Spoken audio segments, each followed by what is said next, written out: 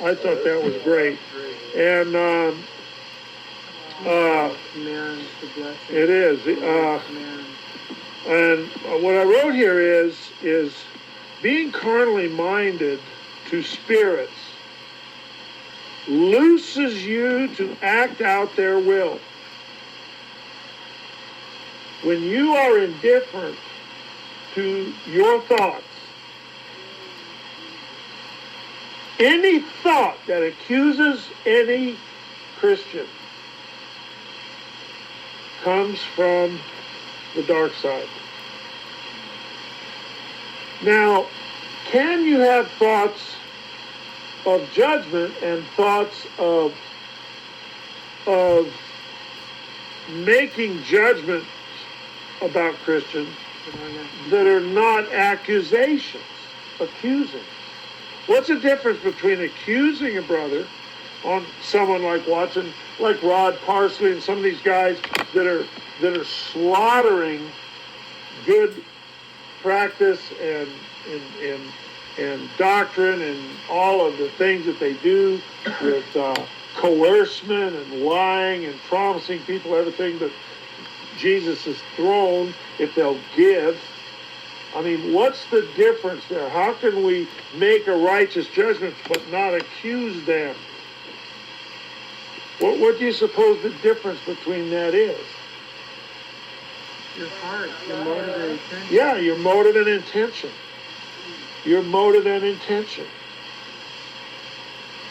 See, I was thinking about... because people get confused with that. I was thinking, yeah, they do. People are confused. But you know, the people that really just automatically accuse me are people that are filled with accusations and criticisms and anyway.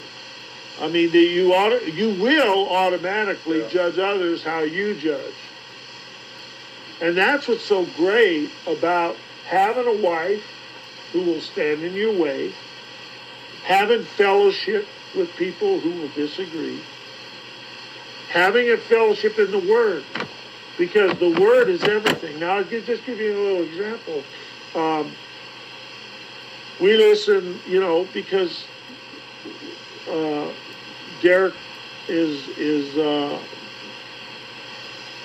has fathered some of my faith. I'm close to that spirit, and so Joe and I have talked a lot about Ruth, Derek's wife, and of course they're both gone now, but and the change we saw come over Derek as he got older.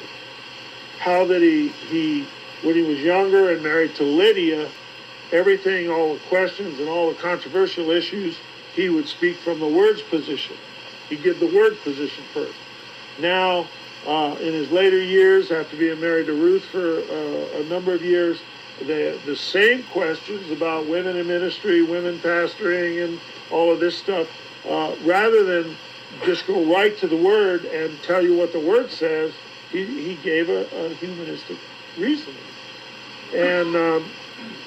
And so we've had a lot of discussions about that. Well, I listened to this tape today that I had that said something else on it, and it was Ruth kind of giving her little testimony, and because I've had problems with, and we've talked about it, her wearing a shawl all the time, and there's just and growing up in this country and becoming a Jew, you know, and changing her name to Ruth and kind of putting on Judaism, and then she got saved, you know. I don't know if I think she became a Jew before she got saved. Yeah, she married a Jew. And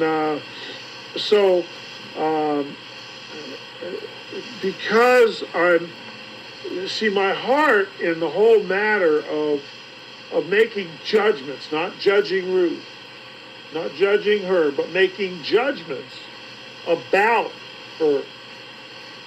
Do you see that there's a difference? Yeah.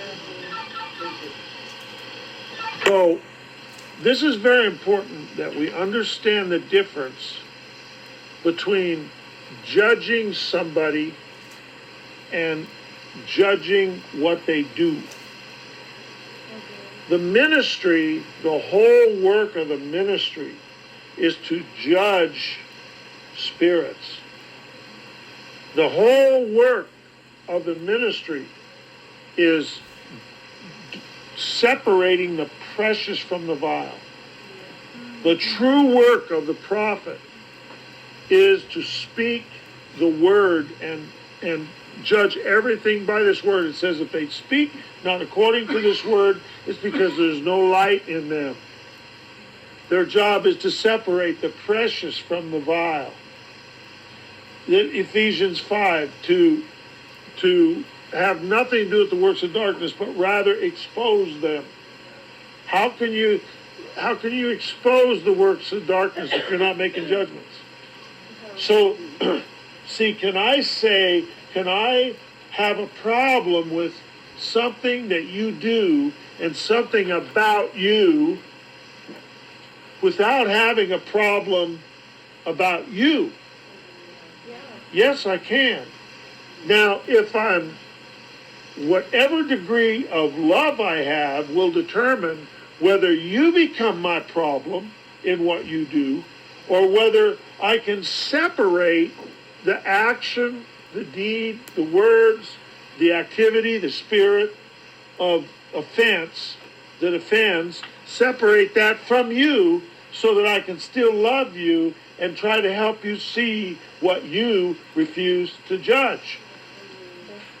And see, that's the difference. So we can't, so anyway, I was thinking about this today, and I realized that some of what was coming to me was the enemy about Ruth. I was able to hear accusation. And so I said, right away, I said, Lord, I'm sorry. I'm not going to do that. I'm not going there. I'm not going to receive that. Because that's a spirit of accusation. That didn't back me off from my judgments. But I was able to hear accusation. Because where I'm at is her activity, her demeanor, she formed and fashioned herself before she met Derek. And the problem was Derek didn't judge her. Derek did not judge that self-made woman, that self-righteousness in her. Now, was she not called to be Derek's wife? I believe she was. She was a great blessing to him. Did she not have the gift of God? Sure she did. But there was an area that, in my judgment, made God's people stumble. Because everywhere she went, she appeared so much more holier and higher than any other woman in the whole congregation, because of how she dressed and her chosen identity. It was almost like she was a little kind of a pope figure, a nun figure. You know what I'm saying? And it kept people from her. I'm sure very few women were comfortable in her presence. Unapproachable. Yeah. And Derek wouldn't judge it. And he even has a tape where he explains her veil situation and everything, and it just doesn't bear witness. Didn't bear witness to it. There's a scripture in Romans 14. It says, let us not therefore judge one another, but judge this matter, that no man for the stumbling block or an occasion falls that's great. You got flies there? Yeah, and I think though that's talking about, is that Romans? Yes. Yeah, and but that's talking about judging people because of what they ate. Okay. You see, and that's in a way that's exactly what I'm talking about. That's wrong judgment. Because why? He's judging them as being lesser than because they eat meat. Now, you know what?